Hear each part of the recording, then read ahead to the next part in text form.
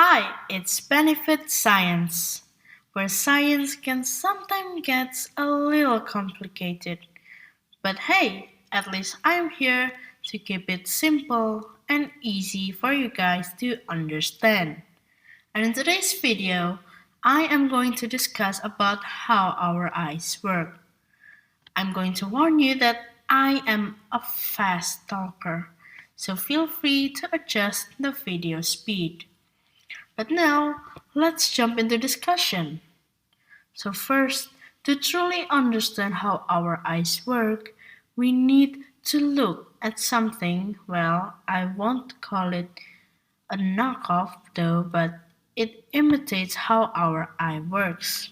I'm really hoping you guys answered camera. Now this camera shrunk and flipped Mr. Bob right here. Yes, our model today is Mr. Bob into something that is only inches wide. Now the light gets shrunk and flipped by the camera's lens into something that will even fit into Mr. Bob's palms. Yes, just the same Bob, but a lot smaller. Replace the camera with our eye. This green line here represents what you see. Now these green lines get shrunk and flipped by our eye's lens, and the lens is controlled by the lens muscle, which experts call it the ciliary muscle. And this red oval right here is our retina, and the blue dot where the lines land is called the macula lutea. And after the light gets absorbed by the macula, the nerve impulse gets transported to our brain. And our brain senses it and goes like, oh, I see Mr. Bob. But now let's get things detailed. Now, retina is just the inner side of our eyes. Yes, this oval here is just the inner side of our eyes. It is complex with so many cells. We'll learn a lot of the cells today in this video. Now, where the lights land is called the macula lutea. It's still technically still part of the retina, but it's one of the most sensitive part to light. And hey, it's absorbing Bob's handsome pose. Now, the light gets shrunk and flipped by the lens. Wait. You said flipped?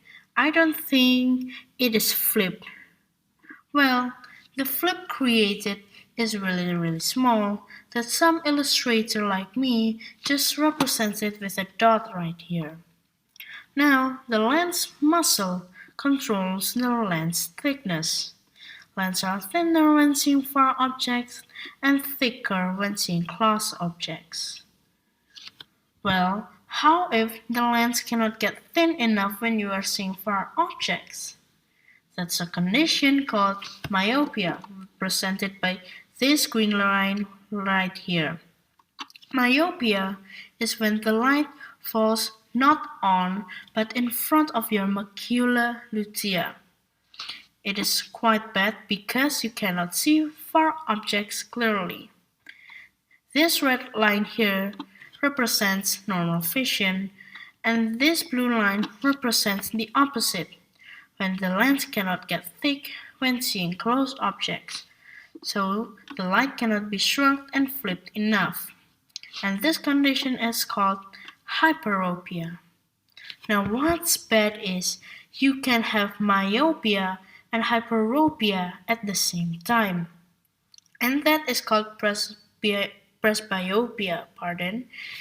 It's basically when your eyes aged and you are old. So the upper part of the lens cannot accommodate far objects and the bottom cannot accommodate close objects. Now, how do we actually see colors? Well, there are two photoreceptors in our retina. Chill. A new word, a long new word. What does it mean? Photo in Greek means light. So when you hear a scientist say, "Oh, photon, photon, photon," they just mean light. And receptor. Wait, this sounds really familiar. Yes, receptor means receiver. So photoreceptor is just light receiver. Chill, it's nothing really fancy. No, there are two light receivers in our body. First is the rod cells. It detects light and darkness, and there are more than 120 million of it is in your retina. But it cannot see color, so it needs help from the cone cells. Cone cells detects color and it consists of RGB receptors. So next time you are seeing your RGB PC, just thank your cone cells. And there are over than 6 million of it sitting in your retina. These two photoreceptors form a layer. Wait, Vanifat. You said layer, so retina has layers. It's not one layer this whole time? Yes, mostly there are three layers classified. The inner layer is called the ganglion cells. These guys are just really underrated. Oh yeah, for your information, all of the layers are just nerve, so chill. It transports signal from photoreceptor to your brain, and together with other ganglion cells, it forms the second cranial nerve. Yeah, the gang is called the second cranial nerve. Now we move on to the second cells. The bipolar cells, still nerve, but they are quite mid because they are really in the middle. Now, these cells connect the photoreceptor to ganglion cells. Yes, these cells act like a bridge and it transfers impulse to ganglion cells. Now, I have a quick mnemonic for you. Ganglion cells, it forms a gang called the second cranial nerve. Now, if you are really familiar with these words before, yes, ganglion cells are the sensory nerve. It pretty much senses things around you. So, it is not only in your retina, but pretty much all over your body. But in this case, it forms the second cranial nerve, the optic nerve. As I said before, photoreceptor is just light receiver. So photoreceptor cells receiving the light. Now, bipolar cells. It connects two nerves. And in case you are wondering, bi means two. In most words, it means so. So in some words like bilateral, it means just connection of two countries. Now, I have a quick question for you. How can light reaches the photoreceptor if other nerve cells are blocking the way? See, the light is being blocked by the ganglion cells and the bipolar cells. How do you bypass this problem? Now, this is called the inverted retina, and it is commonly found in vertebrae or just animals with spines. Now, another disadvantage of the inverted retina is we have a blind spot because the ganglion cells need to exit the retina to the brain. Now, there are no photoreceptor cells available like in here, so you create a blind spot.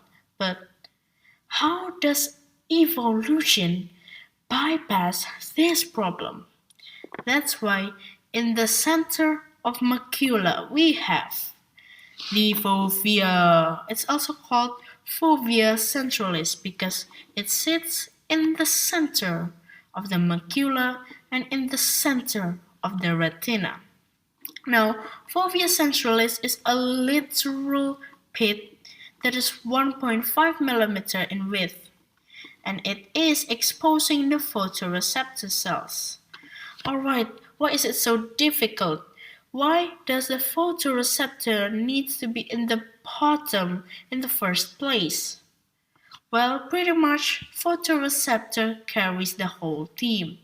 It receives the light, transfers it, into the bipolar, and then to the ganglion. That's why the photoreceptor needs more energy. And within that way, it needs to be really, really close to the blood vessel right here. Now, in case you are wondering, they are really, really using the pit because mostly cone cell sits here when the light can be really, really, really intense here because it's literally where the light comes in. Now, we have lots of parts unlocked now. They're on the retina, the inside of our eyes, complex with many cells like the photoreceptors, ganglion cells, and bipolar cells, macula lutea, which is part of our retina, sensitive to light, and, well, it's still absorbing Bob's handsome pose.